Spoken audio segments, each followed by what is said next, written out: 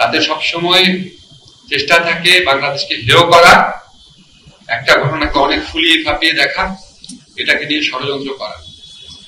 জঙ্গিবাদ কত ভয়াবহ এই ঘটনাটা আমার কাছে মনে হয় আমাদের দুইটা লার্নিং আছে এখান থেকে।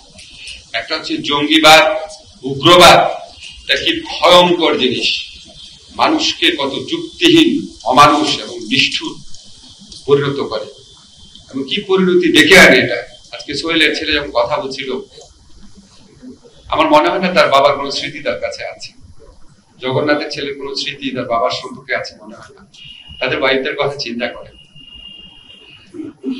আমার মনে হয় না পৃথিবীতে অন্য কোনো কিছু মানুষকে এতটা নিষ্ঠুর, মরিয়া, বেপরা হতে পারে যেটা জঙ্গিবাদ পারে। যে কোনো ধর্মের জঙ্গিবাদ, যে কোনো ধর্মের হতে পারে। আমরা আমাদের প্রতিবেশী রাষ্ট্রে দেখি কি ভয়ঙ্কর জঙ্গিবাদ বিভিন্ন সময় আছে, আমাদের দেশে একটা সময় এটা ছিল। এটা আমাদের একটা লার্নিং দেয় যে আমরা কোনোভাবেই কোন রকম উগ্রবাদ, জঙ্গিবাদকে অ্যালাউ করতে পারি না, কোনোভাবেই না, কোনো অজুহাতেই না, কোনো মোড়কেই না।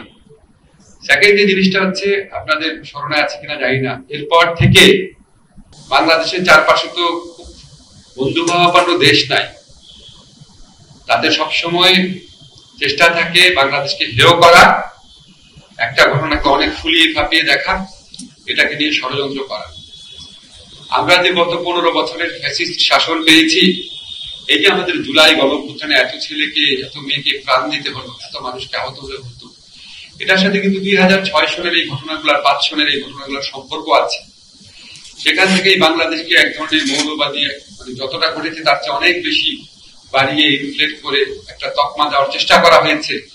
প্রতিবেশী রাষ্ট্র সেখানে তার নিয়ন্ত্রিত একটা সরকার ব্যবস্থা প্রতিষ্ঠাতে আন্তর্জাতিক মহলকে কনভিন্স করতে পেরেছে, আগ্রাসী হতে পেরেছে আমাদের অভ্যন্তরীণ ব্যাপার না করার।